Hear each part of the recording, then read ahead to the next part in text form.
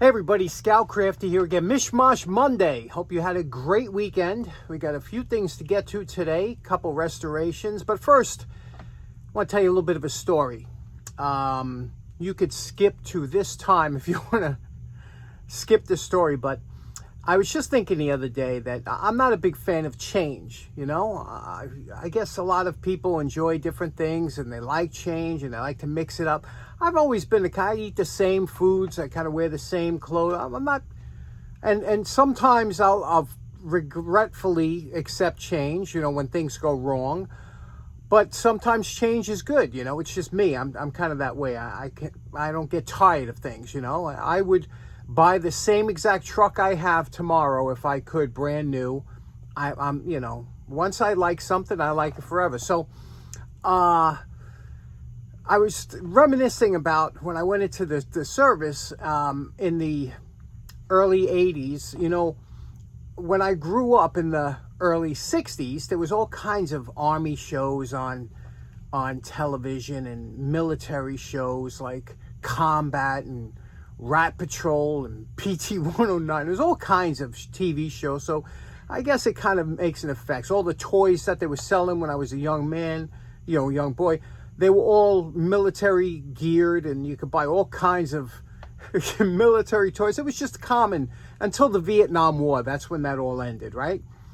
You know, it was no more, it wasn't a popular subject anymore. And, you know, so the shelves, the toys, the TV shows, they all went away, you know, the Army ones, glorifying war, and rightfully so. But, I remember when I went into the service in the early 80s, you know, we were going through a transition of all different things. Like, for example, helmets. You know, when I went in, we had those steel pots with the liners. Do you remember those helmets that like Vic Morrow wore? And so I remember your first time you put a helmet on and you look at your buddies and you're all sitting there and say, yeah, we're living the dream, man. We're living the dream. Couple months later, we're issued these Kevlar helmets, and the first generation Kevlar helmets just looked absolutely goofy. So there we were, thinking that, man, we're badass, you know, with these helmets. We're just like, we're reliving the dreams of watching TV as a kid. And all of a sudden, we got these goofy helmets on. We felt like the Mickey Mouse crowd. It was like horrible, really a morale buster, you know. But little by little, all these things were changing, and even in the military. Like, for example, when we went in, I was having MCI meals, you know, in the field, and that's meal combat individual. They were like C rations, you know. They were all cans and whatnot, and it was cool. You'd be sitting there with a can with the lid half open, eating beans out of a can, and you're like, yeah, we're living the dream, man. We're just like Vic Morrow Combat. Sure enough, a couple months later, we get these MREs. And it's like you're eating baby food in a pouch. It's like, come on, man. There's nothing grungy about this. This is just, damn. So you could see, change follows you. It's nothing you could do.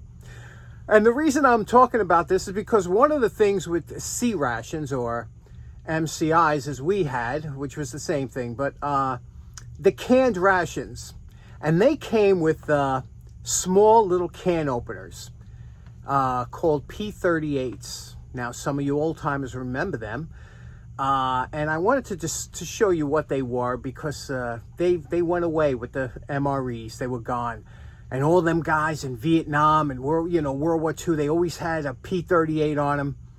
Now that's it. It's a thing of the past. You know what I'm talking about? Everything changes. Let me show you what I'm talking about. Let's talk can openers in the military. Now, C rations, and people think they're called C rations because it's canned rations, but actually C rations was a letter. You know, there was A, B, and C rations. So even though they were cans, it was just a coincidence. But the canned rations go back, way back. But, you know, they were used primarily in World War II, in 1938, 1940, they were, you know, they put them together in kits to small kits to carry along with you, and included in these kits were a can opener, something like this, and it was called the P-38. P-38, where they got the name from. Some people said P is for puncture, and 38 is the number of times it takes to get around a can to open it. 38 different. But other people say, even though we weren't using a metric system, they say that P-38 is because it's 38 millimeters long. And that could be because the larger one they came up with for bigger cans and for, other things, that was a P-51. And that's no coincidence. That's about 51 millimeters long. So maybe that's what it is. Anyway, guys would wear this on a chain, a small chain like this. A lot of guys in Vietnam and things like this would wear this with their dog tags because you don't want to be caught in the field and come across a C ration or MCI and not have a way to open it. So how you would work this, it's very interesting. They're USA made, the good ones. And how you would open this is there's just a little hinge here, and this would open, and it almost like locks in there like that. And you put this on the edge of the lip of the can, and you feed this around, and you could open a can pretty quick. The more you use these, the more practice you get. This worked the same exact way. Let me show you how that works on a can. Now, this particular can opener works best if you're right-handed, which the majority of people are, so they developed it for right-handed people. But you see that little hook there on the bottom and that lip of the can, that hook goes under the lip like this, and the blade goes right around this edge here, and you work your way around the edge like this. Now watch what happens to puncture it. You put your hand forward like this, and that punctures it. See, let me show you, we made a little puncture there. And then all you do is you work your way around the can like this, bringing it back each time. See what I'm doing here? And you work your way all the way around the can. Now, once you usually got to this part here, you would open up the can and bend the top back because you don't want the lid separate. So you would bend it back and eat your C-Rat like that. Just like John Wayne. That was cool. Not sucking food out of a baby food pouch. Anyway, so that's how a P-38 would work. Believe it or not, the 51s work the same way, although we never got to use these. These were for the bigger, would come with the bigger cans and things like that. Same principle, but a larger one. Let's see how this works. Okay, here we go. I'm going to try the 51. Same thing. It should take a slightly bigger cut. Yeah, and the bigger handle is much easier to work. You could see how that works. Much easier to work and go around the can. Now, you can see what we did there. Now, a funny thing is that when I was going to talk about this, I looked up, and they do make these today. You can get the same type of can, not just these, the P-38 and 51 are still produced, but Japan, one of their more popular can openers is called the Gangji. Am I saying it right? Is that a G? I don't know. Beer drinker, my buddy who lives in Japan, he'll know. This is a number 300. You see here? Let me show you what this is. Now, obviously, can openers have come a long way, and the wheel type, there are so many really good can openers. But this is a throwback, and I thought this was pretty interesting because take a look at this. First of all, Japan always come out with quality. This reeks of quality. I mean, even though it's a simple, super simple design, you can see here. Can you read that with the light? It says Gangji 300 patent pending or patent, and it's made Ideal. Ideal is the company, I guess. But you see, it's the same thing, but a larger one. Now, I never tried this. I want to see how this works. Let's do it together on film here. And same thing. This goes here, and let's see how this works. You would do it the same exact way. Okay. Now let's see if how this would open it up. Now, again, like I said, I've never used it before, but it's the same way. And once you get used to working these, you know how much to advance it, how much to bring it down the can. But this works very good, very easy because it's so big. You can see how we're moving through that real quick. I'm sure you can open a can in no time if you were good at this.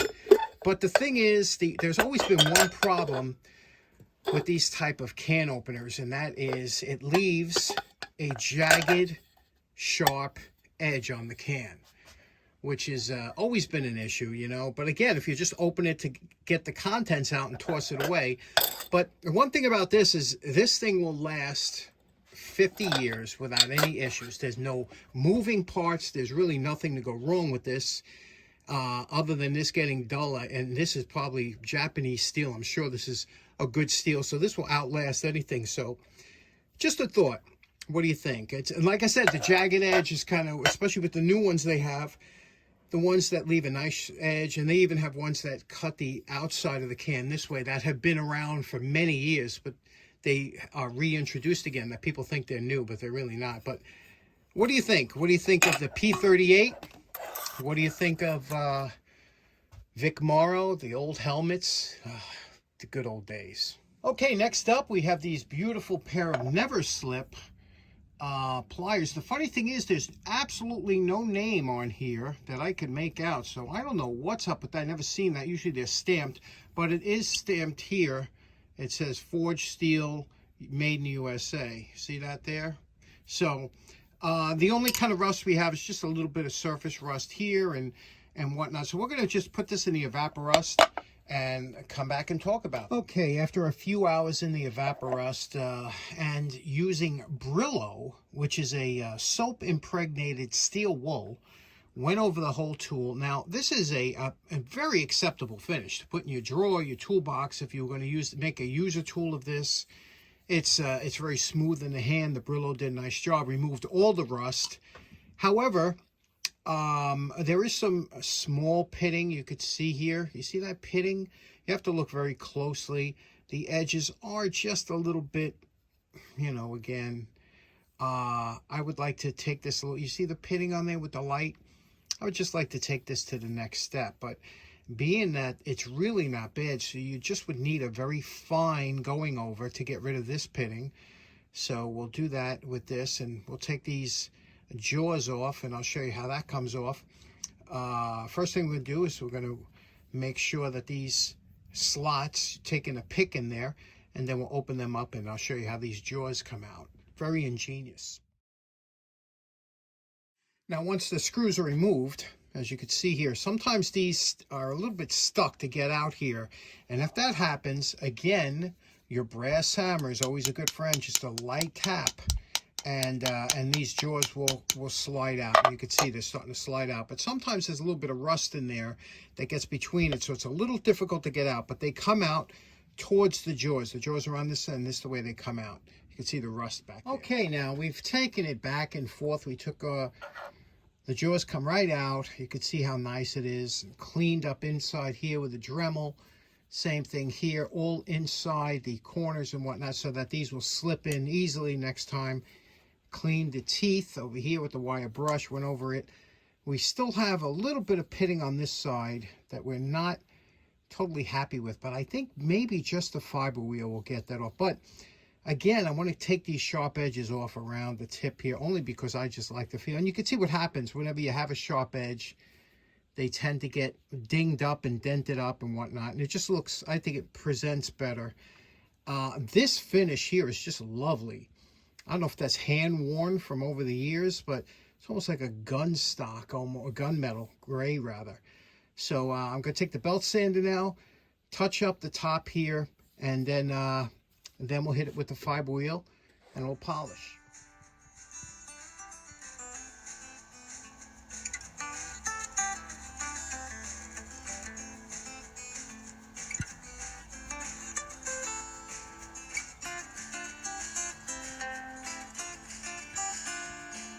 Now, normally, this is my preferred finish. Look how beautiful they are, right? But, however, I wanted to bring this back to originality, the way a lot of these came. And you remember what it looked like before we started. It had a little bluing on it.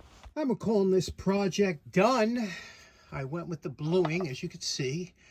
Quite obvious. And the reason I went with the bluing is because a lot of these came blued, or they also came in polished. And I have 2 in polished, so I thought I would represent one in blued. And you can see what we did here. Took all, and you see the edges now, right? You see that? There's no more sharp edges. It's just a lovely pair to hold. The handles, look at that, huh? Just lovely, you know. Again, it's coated with a little bit of mineral oil. I obviously waxed it after, blued it and whatnot. But now what's so nice about these NeverSlip pliers is that they had the replaceable jaws. Now, you know as well as I do, most times what makes pliers disposable is the fact that the jaws get screwed up. So this was such a great idea, but it just, I don't know, it took off a little bit. There are quite a few out there, but not enough that that it's still around. Great idea. Removed one screw for each side. The jaws slip out, new ones slip in. Bob's your uncle. The thing is with this particular pair, there was no name on there whatsoever. So that's kind of, didn't know what happened with that, but very nice, not worn out, and quite sharp. Let me show you how they cut. Okay, we got our favorite zip tie over here to cut, and you can see, nice cut up and down. Does a beautiful job. Meat in the middle. These jaws are pristine. They're very hard to find with pristine jaws, you know, and you can't find the jaws almost anywhere. I would love to find a source of them, but there we go. Never sink, never slip. Sorry, never sink is where I live, upstate. Never slip pliers in the can. Okay, next up, another pair of Starrett calipers. And boy, whenever you get Starrett stuff, it's always nice. And now, the one thing I have to say, Starrett, there was a little bit sharp edges around here, which would usually get worn with over time from using it, but I never like that. I never like the sharp edges on the edges, and that's why if you're going to do it, make them buttery smooth on the ends. There's no reason to have them sharp. We'll take care of this first, going into the evaporust. Here we go. This is post evaporust, a few hours in evaporust. We got rid of the surface rust, but it left a lot of staining. And then you're going to have, obviously, from the evaporust itself, you're going to have a little bit. So we're going to take this to the wire brush now real quick and get off some of that finish. Now you remember what these Starrett calipers look like before we started. And we're calling this project done. Look how nice these came out, huh? Isn't that beautiful? First of all, let me show you what I did. Besides getting rid of all the rust and resurfacing it, again, the fiber wheel did a great job on this. You could see here the name, the Starrett, LS Starrett Company, Athol, Massachusetts. You could see. Now, what makes this particular caliper, spring caliper, so nice is it has the quick release function. A lot of them don't have that. The quick release function, watch this nut here. When I squeeze in like this, this nut has a little collar on it, and you see how that opens up clamshell-wise? You can move this any way you want, and then when you spring this open, it locks in. So if I'm open wide and I got to go to something small, I just squeeze it, and I push this in like this, and there we go. It's down to small. And then you can make your fine adjustments like every other caliper. Really nice feature. You don't see that too often on these. What I did here, you could see, look at the edge. All along the edge. This was a sharp one, and a lot of times they come that way. I never liked it. There's no reason to have this edge sharp. You're handling this with your hand, you're up against the lathe or whatever, you're touching it. It should be buttery smooth, and I did that. I put a bevel on every edge around here. Inside too, because you know, you put your hand in here, you're holding it.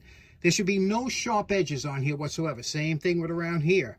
I took off the sharp edges around the edge. This is like a tool that's been used for like 40 years, and that's just what you want. That's why a lot of people like the older tools that machinists had and they took care of, because, you know, they wore off all that sharp areas, and you don't have to do it. So there we go. This one's in the can. Okay, so in closing, that was a fun episode. We got a lot done. Can openers, nice pair of NeverSlip pliers. Love those things. And those Starrett calipers, spring calipers. Geez, it was a trifecta today, a home run. Anyway, thanks so much for tuning in. We'll see you again on Wednesday. Hope you have a great start of your week. Take care now. Bye-bye.